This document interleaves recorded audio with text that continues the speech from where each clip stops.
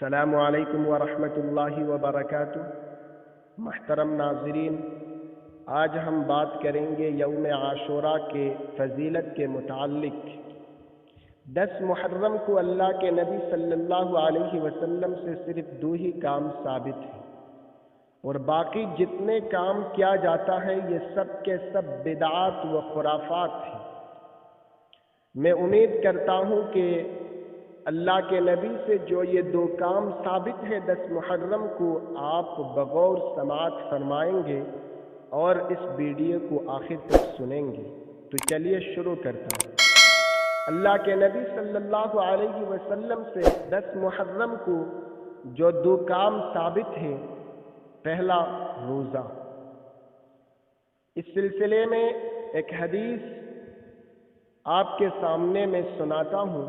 حدثنا يحيى بن يحيى التميمي وقتيبة بن سعيد جميعا عن حماد قال يحيى أخبرنا حماد بن زيد عن غيلان عن عبد الله بن معبد الزماني عن أبي قتادة صيام يوم عرفة أحتسب على الله أن يكفر السنة التي قبله والسنة التي بعده وصيام يوم عاشوراء احتسب علی اللہ ان یکفر السنة التي قبلہ۔ حضور اقدس صلی اللہ علیہ وسلم نے ارشاد فرمایا کہ عاشوراء کے دن روزہ رکھنے سے پچھلے 1 سال کے صغیرہ گناہ معاف ہو جاتے ہیں۔ ایک روزے کی فضیلت، اللہ کے نبی نے فرمایا کہ اگر کوئی مسلمان عاشوراء کے دن روزہ رکھے تو اس کی وجہ سے پچھلے 1 سال کے صغیرہ گناہ معاف ہو جاتا ہے۔ حدیث نمبر 2، حدثني قتيبة بن سعيد قال حدثنا أبو عوانة عن أبي بشر عن حميد بن عبد الرحمن الحميري عن أبي هريرة رضي الله تعالى عنه قال قال رسول الله صلى الله عليه وسلم افضل الصيام بعد رمضان شهر الله المحرم وافضل الصلاة بعد الفریضة صلاة الليل۔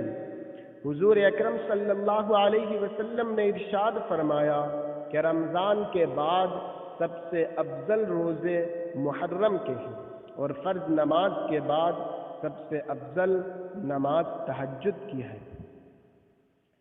لیکن بعض فقہائے کرام نے لکھا ہے کہ صرف یوم عاشوراء کا روزہ رکھنا مکروہ ہے، لیکن حضرت امام العصر المحدث الکبیر والفقیہ علی الاطلاق علامہ محمد انوار شاہ کاشمیری علیہ الرحمہ نے فرمایا کہ عاشوراء کے روزہ کی 3 شکلیں ہیں۔ نمبر 1، 9، 10ویں اور 11ویں تینوں کا روزہ رکھا جائے۔ نمبر 2، 9 اور 10ویں یا تو 10ویں کے ساتھ 11ویں کا روزہ رکھا جائے۔ نمبر 3، صرف 10ویں تاریخ کا روزہ رکھا جائے۔ ان میں پہلی شکل سب سے افضل ہے، اور دوسری شکل کا درجہ اس سے کم ہے، اور تیسری شکل کا درجہ سب سے کم ہے۔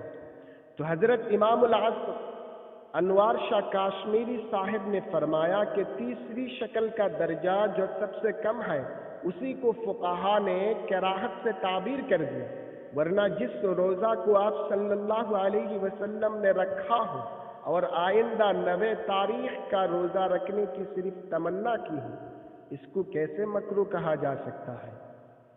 نمبر 2، یعنی جو 2 کام 10 محرم کو اللہ کے نبی سے ثابت ہے، ان میں سے دوسرا کام اہل و عیال پر رزق میں فراخی۔ شریعت اسلامیہ نے اس دن کے لیے دوسری تعلیم یہ دی ہے کہ اس دن اپنے اہل و عیال پر کھانے پینے میں وسعت اور فراخی کرنا اچھا ہے، کیونکہ اس عمل کی برکت سے تمام سال اللہ تعالی رزق میں فراخی اور برکت کے دروازے کھول دیتا ہے۔ چنانچہ حضرت ابو ہریرہ رضی اللہ تعالی عنہ سے مروی ہے کہ حضور صلی اللہ علیہ وسلم نے فرمایا، من اوسع علی عیالہ و اہلہ یوم عاشوراء اوسع اللہ علیہ سائر سنتہ۔ جو شخص عاشوراء کے دن اپنے اہل و عیال پر کھانے پینے کے سلسلے میں فراخی اور وسعت کرے گا تو اللہ تعالیٰ پورے سال اس کے رزق میں وسعت عطا فرمائیں گے۔ یعنی اس مبارک عمل کی تاثیر یہ ہے کہ اس کے نتیجے میں اللہ تعالیٰ سارے سال رزق میں فراخی اور وسعت کر دیتے ہیں۔ اسی وجہ سے جلیل القدر صحابی حضرت جابر بن عبداللہ رضی اللہ تعالی عنہما، مشہور محدث یحییٰ بن سعید اور معروف امام و فقیہ سفیان بن عیینہ فرماتے ہیں کہ ہم نے اس کا تجربہ کیا تو اس کو درست اور اسی طرح پایا، لیکن یہ بات یاد رہے کہ مذکورہ امور جس درجے میں ثابت ہیں ان کو اسی درجے میں رکھ کر معنی اور عمل کیا جائے، افراط و تفریط سے از حد اجتناب کیا جائے۔